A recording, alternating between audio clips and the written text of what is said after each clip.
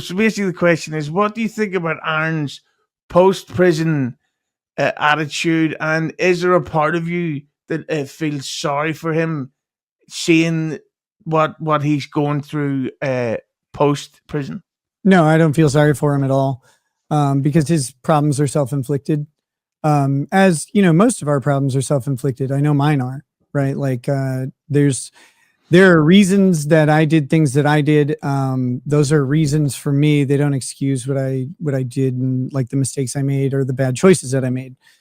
Same goes for him. So no, I don't have any sympathy. I think his big problem is a lack of direction on what he wants to do. He was coasting through drama. I think he's really, really stressed out, and I think that makes it really hard to prep a show. Also, his show prepper has been gone for a little while now, and as much as he likes to present that he show preps, it wasn't exactly a solo effort. And I think he just doesn't really have his finger on the pulse of what people are interested in. He wants to ride kind of the wave of either our drama or his own, and I think people are just tired of it, man. It's been 19 months since the arrest happened and his media tour and all that. So I think people are just kind of, I've seen a lot of people say, like, I'm tired of Nick Rekieta's shit. And so, like, my strategy coming back was I wouldn't really talk about it much on my show at all, outside of like a few updates. But I would talk about it on other people's show as long as they were interested, and there was something funny or meaningful to say. And I think that's really wearing out. Like, I'm kind of tired of talking about it, but I still will. It's not as interesting to me, and nothing's happened in a while. Now, obviously, some things could happen in the near future with the ongoing stuff that I can't talk about. And like, who knows, maybe that'll be interesting, or maybe it'll just be completely boring. But I think he needs to find that balance. I want to say, and I don't know if Nick can even answer this, but as an observer, a neutral observer, as neutral as I can be, I see Steel Toe, and there's that old saying, you are who you associate with yourself with, and who you befriend tells a lot about yourself. And I see people like Steel Toe befriending people like failed comedian Geno Bisconti and failed OnlyFans entertainer Keanu, his wife. And I hear them continually going at, the spouse of Nick Rekieta. Once again, I don't want to get Nick in. I'm not doing this to get Nick in trouble. And in fact, I'll be happy to speak on his behalf if he'd like to hire me as his lawyer. I feel like these people are just pieces of shit. And it reflects, I think, on Aaron, the fact that he would align himself with these people that actually, because of their loud mouths, got him put away behind bars, because they can't keep their mouths shut and get Kayla Rekieta, sorry, I don't know if I'm supposed to say her name, name out of their mouths. So, Steel Toe, I want to give you the benefit of the doubt, but you align yourself with these pieces of shit, this irredeemable, unentertaining failures of people, and that just reflects on you. So I don't know. That's just my comment. Nick is free to jump in any way that he wants, or he can abstain. But I think it goes without saying that these guys are pieces of shit. Well, I can talk about any of this. What I'm restricted from is talking about anything that is brought up in the HRO hearing, because just to clarify why, the HRO hearing that we started has technically not finished. Even though the hearing that day finished, we're still technically ongoing because it's just continued. So during the pendency of a hearing, any potential witnesses aren't able to talk to each other about the facts of the case. So that's why there's a gag order on talking about anything inside the HRO. That doesn't have anything to do with anything outside the HRO procedure itself. With this, I think the biggest mistake, I mean, you align with who you align with, you're friends with who you're friends with, and those are choices. But as far as business goes, he's not making any friendships that have any business prospect or opportunity.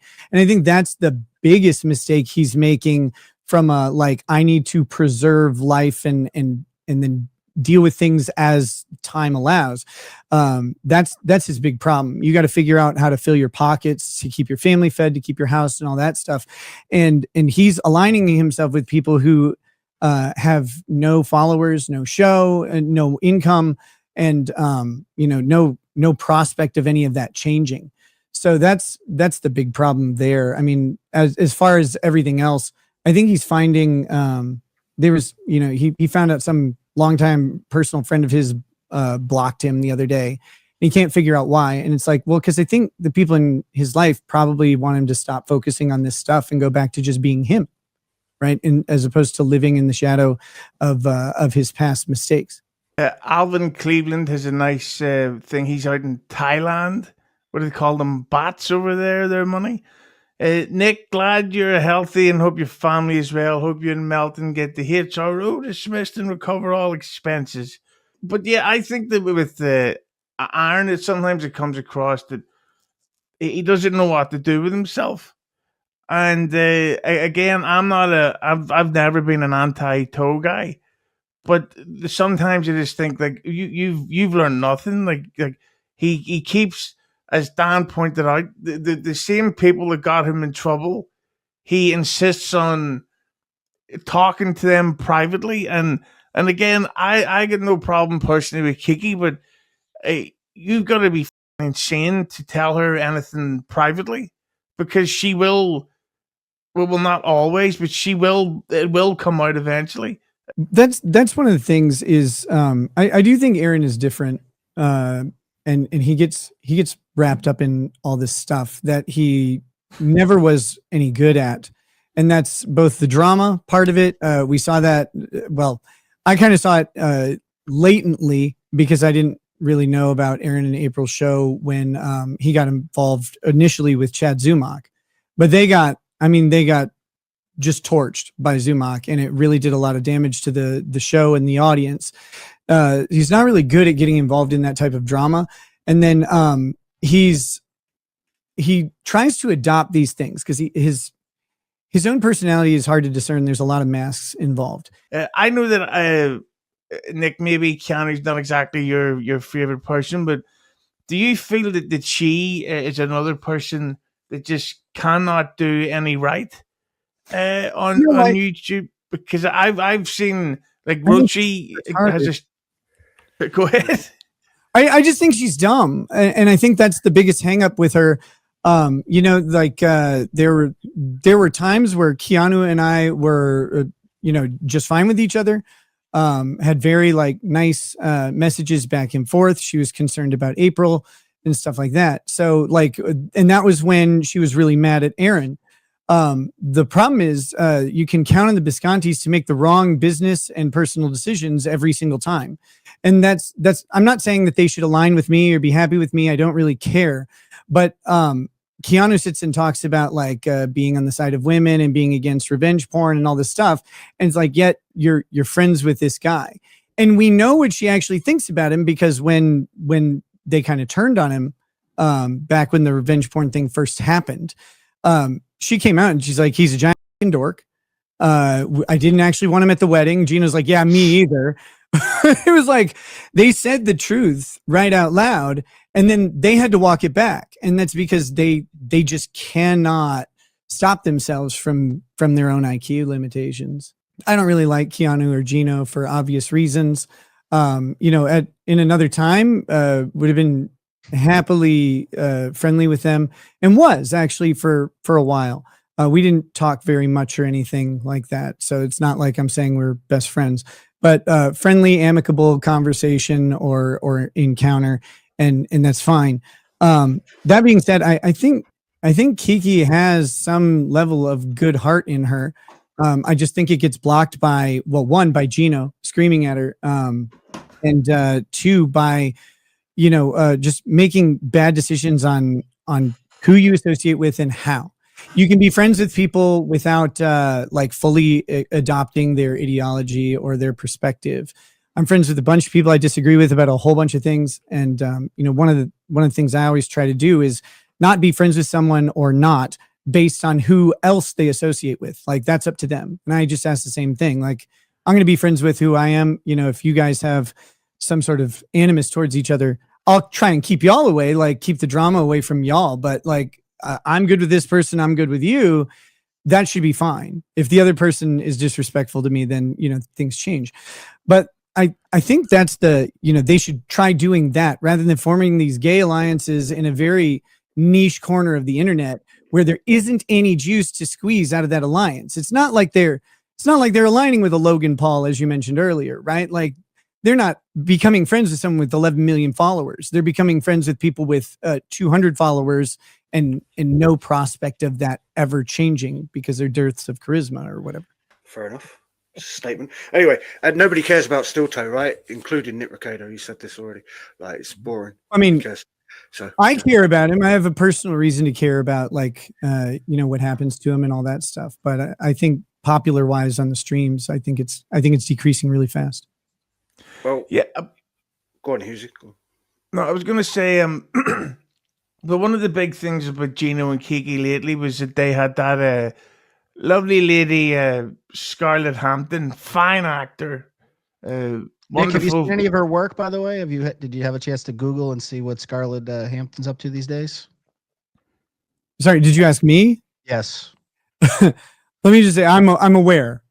Okay. Mm. I'm not trying to that wasn't to get you. I wasn't trying to get you in trouble, but it's quite an interesting body of work. Yeah. Well phrased. Like I had no idea who she was. So, when this stuff started up, I Googled her and, well, you can imagine what happened after that. What about you, Dan? It's a whole interesting situation there. We talked a little about last time I was on, but, to kind of expand on what my comment to Nick was before, Googling Scarlett Hampton is not her body of work, her genre of the entertainment, not typically what I put into the search engine when I'm on YouPorn or the whatever your friendly porn site is. Kind of the antithesis of what I typically go for. But she seems like a lovely individual. The antithesis? So you're into gay stuff? Antithesis is not the right. That's Gotcha. wrong choice of words. Of course, the lawyer is going to call me out on the wrong choice of words. Not the antithesis. Rug burns, buddy. No, I'm just kidding. It's more 90-degree angle away from what I would typically go, if that makes sense. Straight, sure. but not of that variety. Dan just doesn't like his lady to speak English, right, Dan? Well, I don't like big, huge black in tiny little white girls. That's with Where do you like big, huge black? So where do you like them? Usually, where do you want to put them? If I'm going to Jamaica with my wife, and we're going to go to the Queen of Spades night. Then that would be probably when I want to see a big black. Oh, Hughezy, do you mind if I ask Nick Rekieta a question? And it's funny enough, relating to Keanu, I suppose. I forget that woman's name with Matt Mead because I don't know. Scarlett Ho Jansen, I believe her name is. So, Nick, I assume you've been keeping up with this shit because it's a Dabbleverse, right? probably not as hard as some other people, but I try to keep up with it somewhat. Or try to is like it's just kind of entertaining to me. So it's been what I've been watching lately. And I suppose the real question is, who's hotter, Zia or Scarlett? Zia. I'll ask Nick Rekieta another question. So, Nick, I assume you've seen the alleged video, the alleged abuse, of yeah. Where Scarlett started up the live stream and was like, "Don't hurt me again," stuff like that. That one. Yeah. That's the exact one I'm making reference to. Don't hit me, bro. And I'm going to be a bit like Dan. So sorry, Dan. I'm going to copy you. You may not want to answer this, Nick, but I'm going to have to ask anyway. Did you ever see Aaron Emmott get that abusive towards April? And was it worse, or if not better than what you've already seen with that clip? I never saw him put hands on April, but I don't think that Matt Mead put hands on Scarlett in the video. Although, wait, there was a thing where he shoved her off screen, right? So that happened. Yeah. No, I was not witness to anything like that. I heard some pretty loud yelling on the phone a couple times. And then, of course, other than that, did April ever indicate she feared for her safety with Aaron? Did she fear for her safety? Yes. 100%. And the thing with the Aaron claims from April to Ashley in that restraining order, Aaron verified all that on his live stream. I mean, he flat out said that they were engaged in an argument. the kids were coming upstairs. He didn't want the kids to hear them yelling, and they would get into some pretty epic, yelling matches back and forth, as sometimes people do. And he didn't want the kids to hear. And so he put his arms around her and squeezed her until she was out of breath and quiet. Like that's what he said, in which matches up with her story pretty damn close. That being said, that is categorically abusive behavior. It's domestic battery under, again, every definition of the law. He admitted to it. I don't think there's really any argument on whether that was a instance of domestic violence. Was it enough to break up their relationship? No, it wasn't. And people can make their own determinations about that. And I think stuff like that happens between couples with frequency. And I mean, I've represented people who were their spouses hired me to defend them from abusing the spouse, for the claims of abusing the spouse. And they, sometimes they did it and other times they didn't. But the spouse didn't want their husband or wife, it was both sides, to go to jail. They had other things that they had to deal with. So, that stuff gets really, really complicated anytime there's a serious relationship involved. How long was it before you noticed tension between them? If you could, I don't know if you can answer that. Well, it depends what you mean by tension. Sorry to lawyer that one, but I knew there was tension between them before, I guess, my involvement in anything. I knew there was some tension between them that got pretty heavy sometimes. And then, so I guess right away, but I wasn't aware of the physical allegations at all until much later. Yeah, because I remember watching them. They were doing a show together, and it reminded me a lot of later era Opie and Anthony, where you could sense like every joke about each other had like a deeper hidden meaning. Like they were taking a shot, but they weren't taking a shot. Wink, wink. And you could just sense like, yeah, this is not going to go well at all. And so maybe they get back together. Who knows? Do you think that? I highly doubt that. But I just think that with Aaron, he's still got that sort of thing of like, I'm the boxing guy, I'm the tough guy, I can do all this stuff. But it's just like that's why, like, I don't think he's going to get into that type of drama shit ever again. Yeah, but then maybe he could actually, because he hasn't. He's still doing the same silly personality traits. Like, but do you, in a way, feel bad for his kids? Because like, if he does fuck up and end up back at jail, like his kids have lost a dad. Like his career's over, and he'll not be able to support them at all. He has a career? Barely burning one. His words. No, so whenever his kids come up, I try to take the policy of this. When I was around, my kids got along with his kids. His kids were really sweet kids, and they have their relationship with their parents, and I don't get too much into it. I don't have anything to really say about them. The victims in a lot of this stuff are the kids, because they didn't have anything to do with any of this stuff. And those kids were always very sweet and kind to everybody. Did you say that you left cocaine out in like the living room? Isn't that something he contended? That's something he contended, yes. And that you vehemently deny that, I assume, right? Yeah, of course. Yeah, I mean that's ridiculous. Kim is. Okay, go ahead. So Kim is not happy with the questions I'm asking Nick, in case anyone would like to ask Nick a question for this bitch. Yeah, no, sure. Nick, how would you rate your parenting skills on a scale of Casey Anthony to Cliff Huxtable? I'll go with Casey Anthony. That's good. Look, I've been effectively a stay-at-home dad because I, either worked from home remotely.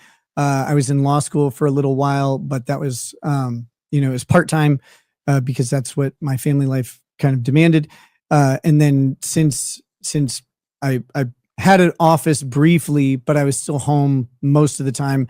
And then after I closed my office because of my YouTube channel in 2019, I've been, again, I work from home. I work late. That's because I'm around my kids all the time.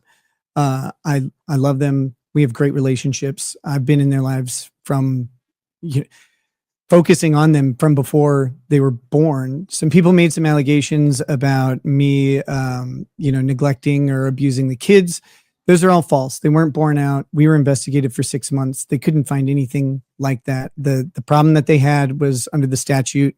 There were drugs in the house with children, which was true. Like there were drugs in the house with children, right? I admitted to all that.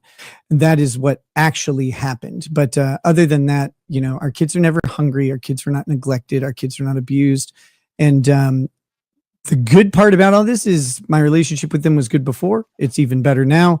And, they kind of wonder about everything that gets said when it comes up just because they lived it and they're like, that never happened.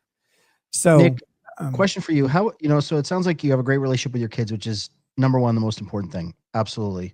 I assume, it's been difficult with your wife, but we don't have to go there. And I'm sure you guys are working things out and that's complicated. We're in a really good place right now. I would love to say that. Like, good. I've never stopped loving my wife or anything like that. And she's a wonderful woman and has been like kind of the anchor of my life for a really long time.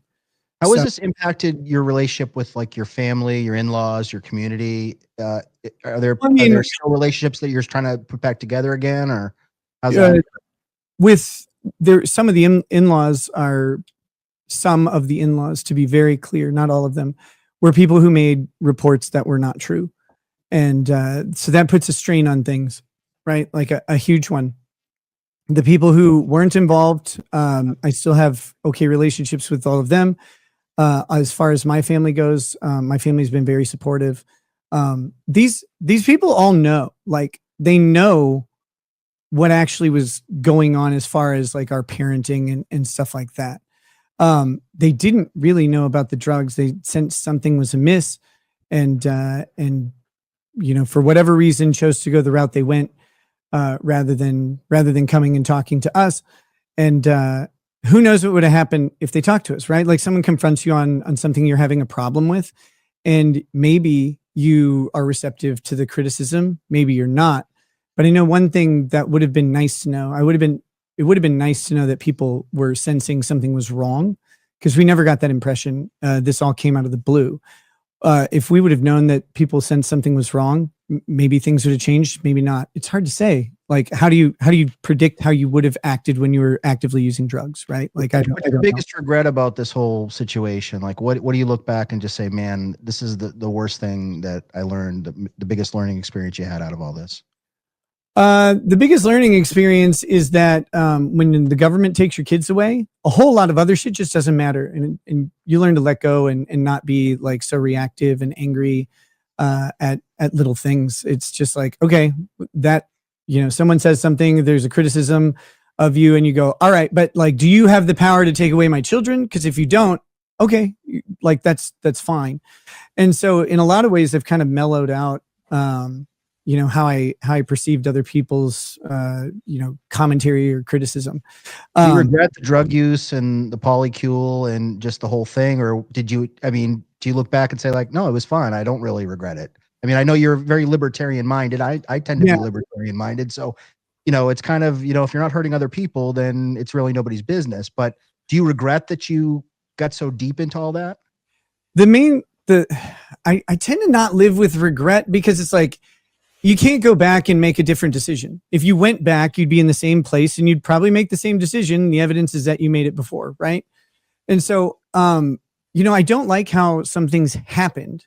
The main thing that I hate the most is that my behavior led to a negative impact for my children and separated me from them for a little while. And it was that couple months was like the longest period of my life, and it was also the lowest and darkest. I mean, I can't ever remember being that miserable and like self hating and critical. So like I hate that happened, but like there's a lot of good that came out of it, and life doesn't give you the option to go back and correct your mistakes. So you just you make your bad decisions, you make your good decisions, and then life spits out, an outcome. And so, yeah, I don't really regret anything. I can't say I do it different because I didn't do it different. And would I do it again is a different question. Not really. No, that's a whole new thing. Would you say that the rebuilding of your relationship with your kids, though, would maybe make you have more sympathy for it on Aaron's side? Because he, well, maybe this is crossing the line saying this about Aaron, but sometimes it feels like he's really trying to push the image of oh, we get a great time, me and my kids. We were talking on the Zoom 4 days ago, and God, they were cracking up. It was great, and it makes you think like, Jesus, it's a little like.